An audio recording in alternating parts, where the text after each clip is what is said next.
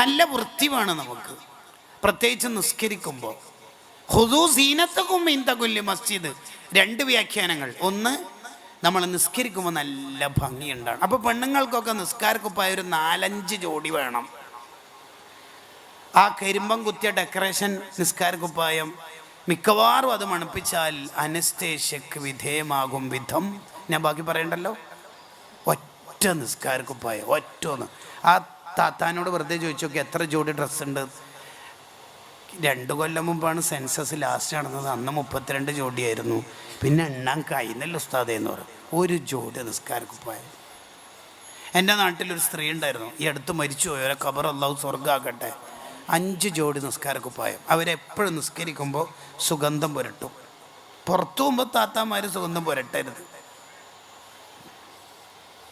അവർ മരിക്കുന്നതിൻ്റെ രോഗത്തിൽ കിടന്ന കാലത്ത് ഒരു ദിവസം 10 ജുസ് ഖുർആൻ ഓതും. ഒരു ദിവസം. മരിക്കുമ്പോൾ എനിക്ക് വേണ്ടപ്പെട്ട എൻ്റെ കുടുംബത്തിൽപ്പെട്ട ആളെന്നെ അവിടെ അടുത്ത സ്ത്രീയായിട്ടുണ്ടായിരുന്നു എൻ്റെ കുടുംബത്തിൽ. അവർ പറയുന്നുണ്ട്, നല്ല ഉറക്ക ദിക്റും ചൊല്ലിയിട്ടാണ് ആ ഉമ്മ ഈ ലോകത്തുനിന്ന് പോയത്. നിസ്കാരത്തിന് വല്ലാത്ത ബഹുമാനം. ആണുങ്ങന്മാരൊക്കെ വീട്ടിൽ നിസ്കരിക്കുമ്പോൾ കാണുന്നുണ്ട് നിങ്ങൾ, ലുങ്കിയും ഒരു ബനിയനും വന്നു. കാർഗിൽ യുദ്ധത്തിൽ വെടിയേറ്റ് 4 ദ്വാരങ്ങളുള്ള ഒരു ബനിയൻ. എന്നിട്ട് വൈഫിനോട് പെട്ടെന്ന് ഡ്രസ്സരുടെ നിസ്കരിക്കട്ടെ. ഇതല്ലേ നമ്മളെ മക്കൾ കണ്ടുപഠിക്കുക. ഖുദൂ സീനത്തകും ഇൻദ കുല്ലി മസ്ജിദ്. രണ്ടാമത്തെ വ്യാഖ്യാനം, പള്ളിയുടെ പരിസരം എപ്പോഴും വൃത്തിയുണ്ടാവണം. പള്ളിയുടെ പരിസരം എപ്പോഴും വൃത്തിയുണ്ടാവണം. എപ്പോഴും. നമ്മളെ നാട്ടിൽ ലക്ഷങ്ങൾ ചിലവാക്കിയിട്ട് പള്ളിയൊക്കെ എടുക്കും, ശരിയാണ്.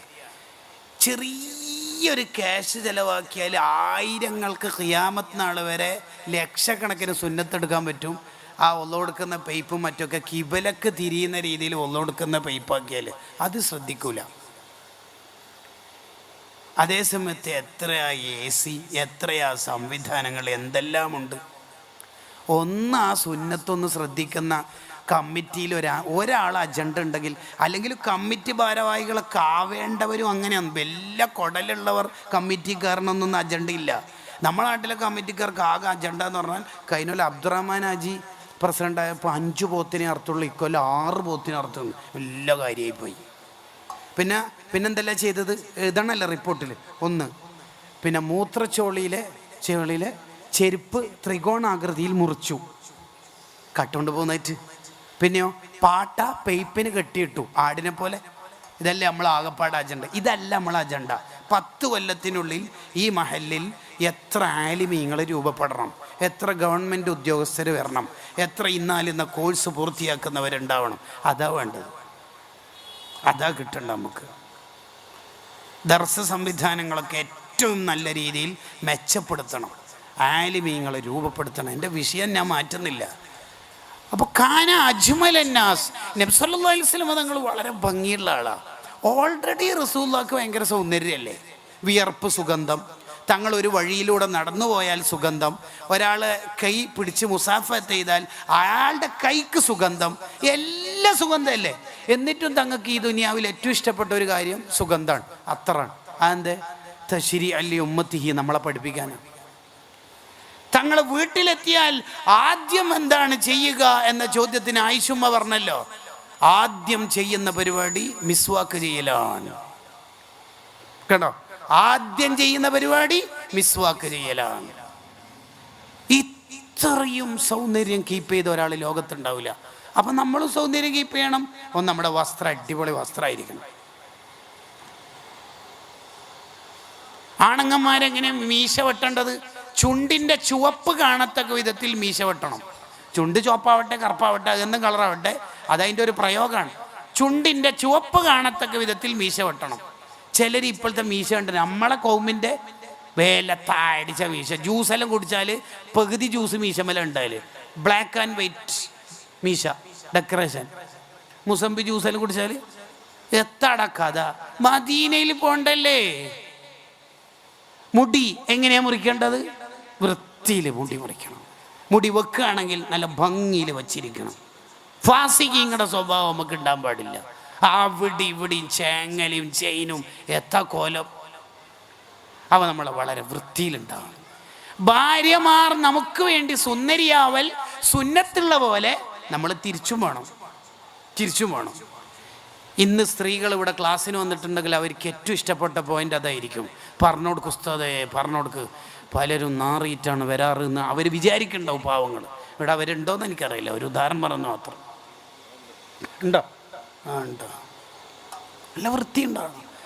അഥവാ നബി സല്ലല്ലാഹു അലൈഹി വസല്ലം തങ്ങൾക്ക് കണ്ണാടി കിട്ടിയിട്ടില്ലെങ്കിൽ നളറ ഇലൽ കൂസ്, വെള്ളം നിറച്ച പാത്രത്തിലേക്ക് നോക്കിയിട്ട് ശരിയാക്കും അത്രേ. അത്രയും വൃത്തി കീപ്പ് ചെയ്ത ആളാണ് മുഹമ്മദ് റസൂലുള്ളാഹി സ്വല്ലല്ലാഹു അലൈഹി വസല്ലം. റസൂലുള്ളാഹിൻ്റെ ഒരു പേരെന്നെ ത്വാഹിർ എന്നാണ്, ഒരു പേരെന്നെ തങ്ങൾക്ക് അങ്ങനെ വൃത്തി വേണം. നമ്മൾ മിസ്വാക്ക് ചെയ്യണം. ഉറങ്ങാൻ നേരത്ത് ഉറങ്ങി എണീറ്റാൽ മിസ്വാക്ക് ചെയ്യുമ്പോൾ അതിൻ്റെ സുന്നത്ത് എന്ന് കരുതണം. നമ്മൾ എത്ര ആൾ അങ്ങനെ കരുതാറുണ്ടെന്ന് വെറുതെ ആലോചിച്ച് നോക്കിയേ. രാവിലെ ഉറക്കത്തുനിന്ന് ഉണർന്നാൽ, ബ്രഷ് ചെയ്യുമ്പോൾ രാവിലെ ഉറക്കത്തുനിന്ന് ഉണർന്നാലുള്ള മിസ്വാക്കിൻ്റെ സുന്നത്തിനെ എടുക്കുന്നു എന്ന് കരുതിയിട്ടില്ലെങ്കിൽ അതിൻ്റെ കൂലി എങ്ങനെ കിട്ടുക? ബ്രഷും തീരും, പേസ്റ്റും തീരും, കൂലി എങ്ങനെ കിട്ടും? മൂന്നാമത്തത് നബി സല്ലല്ലാഹു അലൈഹി വസല്ലം തങ്ങളുടെ ഒരു സ്വഭാവമാണ് അർഹമുന്നാസി ബിൽ അയാൽ. നബി സല്ലല്ലാഹു അലൈഹി വസല്ലം തങ്ങൾ കുടുംബത്തോട് വലിയ കരുണയാണ്,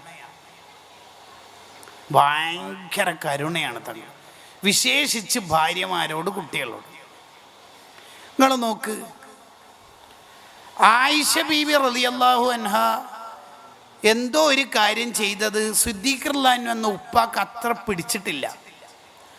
സിദ്ദീഖ് റളിയല്ലാഹു ആയിഷ ബീവിനെ എന്ത് നബി തങ്ങളോട് അങ്ങനെ ചെയ്യാൻ പറ്റുമെന്നില്ല അർത്ഥത്തിൽ അടിക്കാൻ വേണ്ടി പോയപ്പോൾ നബി സല്ലല്ലാഹു അലൈഹി വസല്ലം പറഞ്ഞു വേണ്ട. ഇടയിൽ മധ്യത്തിൽ നിന്നിട്ട് വേണ്ട. സിദ്ദീഖ് റളിയല്ലാഹു പോയി, ദേഷ്യം പിടിച്ചിട്ട് തന്നെ പോയത്. അന്നേരം ആയിഷ ബീവിനോട് നബി സല്ലല്ലാഹു അലൈഹി വസല്ലം തങ്ങൾ എന്താ പറഞ്ഞറിയോ? ഞാൻ ഇടയിൽ നിന്നോണ്ടാണ് ആ മനുഷ്യൻ്റെ ഒന്ന് അടി കിട്ടാതിരുന്നത്. ആയിഷ ബീവിക്ക് ചിരി വന്നു. നബി സല്ലല്ലാഹു അലൈഹി വസല്ലം തങ്ങൾ പ്രയോഗിച്ച പ്രയോഗം കണ്ട, ഞാൻ ഇടയിൽ നിന്നോണ്ടല്ലേ ആ മനുഷ്യൻ്റെ ഒന്ന് അടി കിട്ടാതിരുന്നത് എന്ന് പറഞ്ഞത് എന്തുകൊണ്ടാണെന്നറിയോ? നിൻ്റെ ഉപ്പാര കയ്യിൽ നിന്ന് പറഞ്ഞ് അമ്മോശനെ പുതിയാപ്പിള കുറ്റം പറഞ്ഞാൽ ഭാര്യക്ക് വിഷമാവും. അതെൻ്റെ ആയിഷക്ക് താങ്ങാൻ കഴിയില്ല. അതുകൊണ്ടാണ് സിദ്ദീഖ് തങ്ങളുടെ പേരും പറഞ്ഞിട്ടില്ല, മോളെ ഉപ്പാന്നും പറഞ്ഞിട്ടില്ല. ആ മനുഷ്യൻ ഒറ്റ സ്റ്റോപ്പ് ചെയ്തു.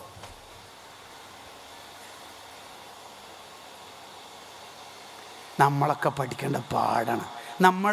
നമ്മളെ അമ്മോശനും തമ്മിൽ മിണ്ടോ? നമ്മളെ നാട്ടിൽ അമ്മോശനും പുതിയാപ്പിളെ ആകെ മിണ്ടല് രണ്ട് സന്ദർഭത്തിലാണ്. ഒന്ന്, ആ നിക്കാഹിൻ്റെ സമയത്ത് ഉസവ്വിജൊക്കെ അല്ല, നമുക്ക് നോക്കട മര്യാദയ്ക്ക് നോക്കണം, അതൊന്ന്. രണ്ടാമത്തത്, ഭാര്യ ഡെലിവറിക്ക് വേണ്ടി റൂമിലേക്ക് കയറിയാൽ പുറത്തുനിന്ന്, പണ്ടൊക്കെ നഫീസത്തുമല്ല, ഇപ്പോൾ വാട്സപ്പ് യൂണിവേഴ്സിറ്റി, അങ്ങനെ പുറത്ത് നിൽക്കുന്നുണ്ടാവും പുതിയാപ്പിള. അപ്പോൾ അമ്മോശനൊന്ന് ചോദിക്കും, കീശയൊക്കെ കേട്ടിട്ട്, വെറുതെ ഉടായ്പ ചോദ്യമാണ്, പൈസയുടെ ആവശ്യമൊന്നുമില്ലല്ലോ. ആ ചോദ്യത്തിന് എന്താ മറുപടി പറയൽ? ചില ചോദ്യത്തിന് ഉത്തരം പറയാൻ കഴിയാത്ത ചോദ്യമായിരിക്കും. ഉദാഹരണത്തിന്, നീ നിൻ്റെ ഭാര്യനെ തല്ലൽ നിർത്തിയെന്ന് പറഞ്ഞാൽ ഇത്ര നാളും തല്ലാറുണ്ട്, നിർത്തിയിട്ടില്ല എന്ന് പറഞ്ഞാൽ ഈസ് ഗോയിങ് ഓൺ, മത്സരം തുടരുന്നുണ്ട് എന്ന് അർത്ഥം. അതിന് ഇംഗ്ലീഷ് ലിറ്ററേച്ചറിൽ ലോഡഡ് ക്വസ്റ്റ്യൻ എന്നാണ് പറയൽ. ഇതാണ് ആകെ നമ്മളെ നാട്ടിൽ മിണ്ടൽ. പിന്നെ മിണ്ടും, അത് നമുക്കാർക്കും മനസ്സിലാവില്ല. അമ്മോശനായിട്ട് ഇരിക്കുന്നുണ്ടെങ്കിൽ പുതിയാപ്പിള കയറി വരും, ഇതുവരെ അങ്ങനത്തെ ഒരു ഭാഷ നമ്മളെ ഐക്യരാഷ്ട്രസഭേൻ്റെ അണ്ടറിലില്ല. ഏതാ ഇത് ഭാഷ? മിണ്ടൂല. അങ്ങനെയാണ് നമ്മുടെ കുടുംബത്തിലൊന്നൊരു മട്ടത്തിലല്ലെങ്കിൽ അതൊരു പ്രശ്നമാണ്. നമ്മൾ ആദ്യം റാങ്ക് വാങ്ങേണ്ടത് നമ്മളെ കുടുംബത്തിൽ നിന്നാണ്. ഭാര്യൻ്റെ ഉപ്പ, സ്വന്തം ഉപ്പ, നമ്മുടെ രണ്ട് ഉമ്മമാർ, അവരുടെ അടുത്തു നിന്നൊക്കെ നല്ല അഭിപ്രായം നമ്മൾ വാങ്ങണം. നിങ്ങൾ കണ്ടോ, ഹംസ റളിയല്ലാഹു അൻഹു ഉഹദിൽ കൊല്ലപ്പെട്ടപ്പോൾ നബി സല്ലല്ലാഹു അലൈഹി വസല്ലം തങ്ങൾ ഹംസ റളിയല്ലാഹു അൻഹുവിൻ്റെ ആ തിരുശരീരം നോക്കിയിട്ട് പറഞ്ഞതെന്താ? യാ ഹംസ ഇന്നക വസൂലല്ലി റഹിമി, നിങ്ങൾ കുടുംബം വന്ന് ചേർക്കുന്ന ആളല്ലേ. ഇതിനെ വിശദീകരിച്ച് ഇബ്നു ഹജർ റഹിമഹുല്ല പറയുന്നുണ്ട്, ഇങ്ങനെ എന്തിനാ ഹംസ റളിയല്ലാഹുവിൻ്റെ മുഖത്ത് നോക്കിയിട്ട് അങ്ങനെ പറയാൻ കാരണം? അത് വലിയ ക്വാളിറ്റി ഒരു മനുഷ്യന്. നമ്മളൊക്കെ മരിച്ചു പോകുമ്പോൾ നമുക്ക് ഇങ്ങനെ ഒരു ആത്മീയ വിലാസം ഉണ്ടാവണം, അങ്ങനെ വേണ്ടത്. ഹംസ റളിയല്ലാഹുവിൻ്റെ ശരീരം, മയ്യത്തായ ശരീരം നോക്കിയിട്ട് പറഞ്ഞ വാക്കാണ് ഇന്നക്ക വസൂലല്ലി റഹിമി, ഹംസ നിങ്ങൾ കുടുംബത്തിനെ നല്ലോണം നോക്കുന്ന ആളല്ലേ. ആ സർട്ടിഫിക്കറ്റ് നമ്മളൊക്കെ മരിച്ചു കഴിഞ്ഞാൽ വേണ്ടത്. മഹമ്മൂദാജി മരിച്ചോട്ടോ. ഏത് മഹമ്മൂദാജി? നമ്മളെ പള്ളിയുടെ അടുത്തുള്ള പെങ്ങന്മാരെല്ലാം പൊന്നുപോലെ നോക്കുന്ന ആളാ. എത്രയാ ചാക്ക് അരിയെല്ലാം ഓരോ പെങ്ങന്മാരുടെ വീട്ടിലേക്ക് കൊണ്ടിടൽ. അതാ സർട്ടിഫിക്കറ്റ് വേണ്ടത്, വേറൊന്നുമല്ല. അങ്ങനെ ഒരു ആത്മീയ വിലാസം നമുക്ക് കിട്ടണം. ആദ്യമായിട്ട് ജിബ്രീൽ അലൈഹി ഇസ്ലാമിനെ കണ്ടപ്പോൾ ബേജാറായിട്ട് ഖദീജ ഉമ്മാൻ്റെ അടുത്തേക്ക് നബി സല്ലല്ലാഹു അലൈഹി വസല്ലം തങ്ങൾ വന്നപ്പം പറഞ്ഞല്ലോ, അള്ളാഹു തങ്ങളെ കൈവിടൂല നബിയെ. അതെന്തേ? ഇന്നക ലതസിലുർ റഹിമ, തങ്ങൾ കുടുംബബന്ധം ചേർക്കുന്ന ആളല്ലേ. ഖദീജ ബീവി ഓൾറെഡി കുടുംബബന്ധം ചേർക്കുന്ന സൽക്കാരപ്രിയൊക്കെ ഭയങ്കര സംഭവമാണ്. ഖദീജ ബീവിനെ മറികടക്കുന്ന ക്വാളിറ്റി ഉള്ളതുകൊണ്ടാണ് ഖദീജ ബീവി പറയണത്, ഇന്നക ലതസിലുർ റഹിമ, നിങ്ങൾ കുടുംബബന്ധം ചേർക്കുന്ന ആളല്ലേ. നബി സല്ലല്ലാഹു അലൈഹി വസല്ലം തങ്ങൾക്ക് ലോകത്ത് എത്ര ക്വാളിറ്റി ഉണ്ട്. എന്തിനിപ്പോൾ ഖദീജ ബീവി ഫസ്റ്റ് തന്നെ അത് പറഞ്ഞത്? അതിന് ഇബ്നു ഹജറുൽ ഹൈതമി തങ്ങൾ ഈ വിഷയം വിശദീകരിക്കാൻ എഴുതിയ ഒരു കിതാബുണ്ട്, അസ്നൽ മത്വാലിബ് ഫീ സിലത്തിൽ അർഹാമി വൽ അഖാരിബ്. അതിൽ പറയുന്നുണ്ട്, ഒരു മനുഷ്യൻ ഉണ്ടാവേണ്ട ഏറ്റവും ടോപ്പ് കുടുംബബന്ധം ചേർക്കല. അതാ നമുക്ക് ഉണ്ടാവേണ്ടത്. ഭയങ്കര തഹജ്ജുദ് അല്ല ഉണ്ടായിക്കോട്ടെ, നല്ല തന്നെ, പക്ഷേ കുടുംബബന്ധം ചേർക്കണം. ദുആഇന് ഉത്തരം കിട്ടുന്ന രാത്രി ഉണ്ടല്ലോ, ലൈലത്തുൽ ഖദർ ബറാത്ത് എന്നൊക്കെ പറയണ ആ രാത്രിയിൽ കുടുംബബന്ധം ചേർക്കുന്ന ആൾക്ക് ഒരു ഓഫറും കൊടുക്കണ്ട എന്ന് മലക്കളോട് റബ്ബ് ഓർഡർ ഇടും. ഓന് രാത്രി മുഴുവൻ ഉറക്കോയിട്ട് ഇബാദത്ത് ചെയ്തിട്ടും ദ്വാരന്നിട്ടും കാര്യമില്ല, ഓൻ്റെ ദ്വാ സ്വീകരിക്കണ്ട. കുടുംബത്തിൽപ്പെട്ട ഒരാൾ നമുക്ക് കഴിവുള്ള ഒരു കാര്യം സഹായം ചോദിച്ചു, ആ പാവത്തിന് കഴിയുന്നില്ല, നമുക്കത് കൊടുക്കാൻ കഴിയും, എന്നിട്ടും നമ്മൾ കൊടുക്കാതിരുന്നാൽ നമ്മൾ അള്ളാഹിനോട് ചോദിക്കുന്നത് കിട്ടാതിരിക്കാൻ ഒരു സാധ്യത ഉണ്ട് എന്നാണ് പറയണത്. സാധ്യത ഉണ്ട്. നമ്മളെപ്പോഴും അത് ശ്രദ്ധിക്കണം. നല്ല കുടുംബബന്ധം ചേർക്കുന്നവരാവണം. അല്ലാഹു അക്ബർ. നമ്മുടെ സയ്യിദ് അവറുകൾ നമ്മുടെ വേദിയിലേക്ക് വരുന്നു. അല്ലാഹു അക്ബർ, അല്ലാഹു അക്ബർ, അല്ലാഹു അക്ബർ, വലില്ലാഹിൽ ഹംദ്.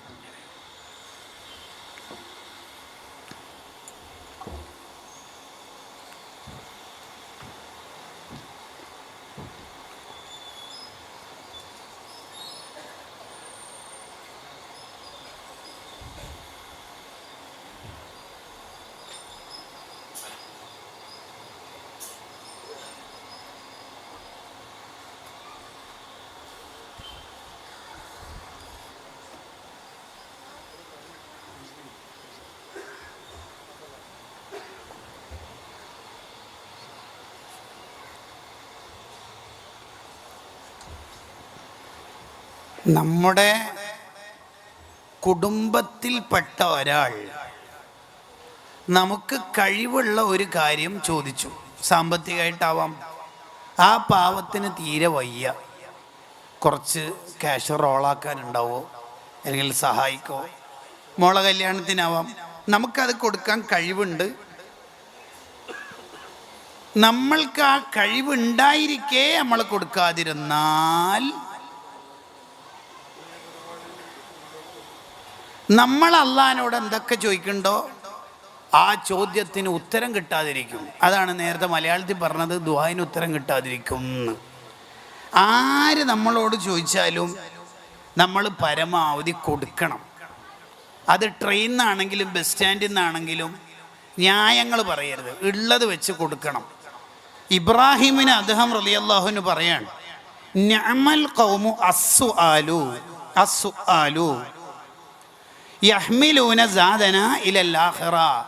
ആരെങ്കിലുമൊക്കെ നമ്മളെടുത്ത് എന്തെങ്കിലും തരുമോ എന്ന് പറഞ്ഞ് ചോദിക്കുന്ന, നമ്മളോട് ചോദിക്കുന്ന ആൾക്കാർ എന്ന് പറഞ്ഞാൽ യാചകൻ. ഒരാൾ നമ്മളെടുത്ത് യാചകനായിട്ട് വന്നു, വല്ലതും തരുമോ എന്ന് ചോദിച്ചു. ഫുഡ് തരുമോ, ഒരു നേരത്തെ ഫുഡ് തരുമോ, ഒരു ചായ കുടിക്കാനുള്ള പൈസ തരുമോ, ബസ് സ്റ്റാൻഡിലോ റെയിൽവേ സ്റ്റേഷനിലോ നമ്മളോട് ചോദിക്കുകയാണ്.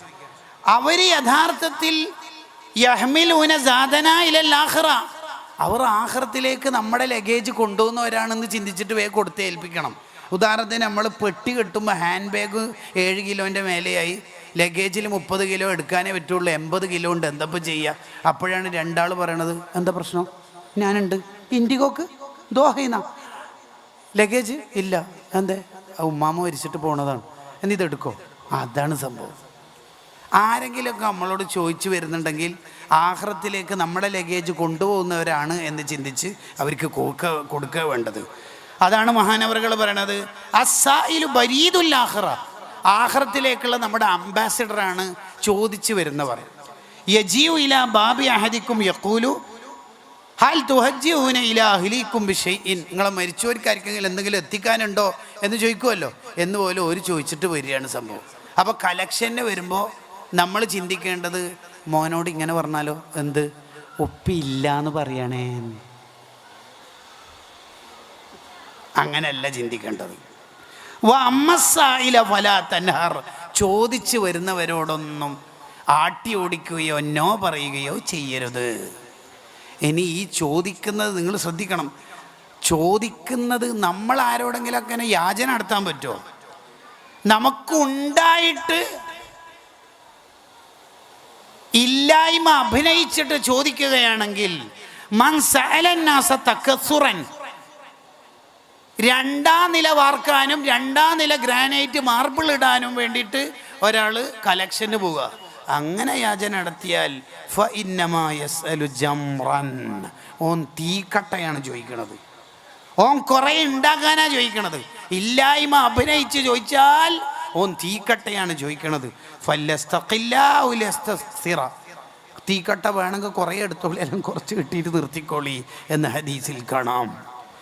ഇതൊക്കെ വിശദീകരിച്ച് ഇമാം അജ്ലൂനി റഹിമഹുല്ല അവിടുത്തെ ഫത്താവയിൽ പറയാം. ഒരു ഹറാമായ വകുപ്പിനെ കുറിച്ചാണ് പറയണത്. എന്താ പറയുന്നറിയോ? വഖദ, നേരത്തെ ഒരു കാര്യം ഹറാമാണ് എന്ന് പറഞ്ഞിട്ട് പിന്നെ പറയാ വഖദ, അപ്രകാരം ഹറാമാണ്. ഇദാ അഅതാഹു ശൈഅൻ അലാ ലന്നി അന്നഹു മുത്തസിഫുൻ ബിസിഫത്തി കമാലിൻ, ഇയാൾ നല്ല മനുഷ്യനാണല്ലോ, ഇയാൾക്കെല്ലാം കൊടുത്താൽ മുതലാവും എന്ന് വിചാരിച്ചിട്ട് ഒരാൾ നമുക്ക് വലിയ സംഭാവന തന്നു. വലൗലാ ദാലിക ലം യുഅതീഹി, ആ വിശേഷം നമുക്കില്ല, ഇയാൾ നല്ല ആലിമാണല്ലോ, കിതാബ് വെക്കുന്ന ആളല്ലോ, നമുക്ക് അങ്ങനത്തെ ഒന്നില്ല, എന്നാൽ പിന്നെ ആ ക്യാഷ് വാങ്ങാൻ നിൽക്കരുത്. ഫലാ യഹില്ലു ലഹു മാ അഖദഹു വലാ യംലിക്കുഹു ഇദാ ലം യകുൻ മുത്തസിഫൻ ബിതിൽക സിഫത്തിൽ മദ്ലൂന, ആ വിചാരിച്ച ഗുണമില്ലെങ്കിൽ നമ്മളത് വാങ്ങാൻ നിൽക്കല്ലേ മോനെ, ഹറാമായി പോവുകയെ എന്ന് പേടിക്കണം.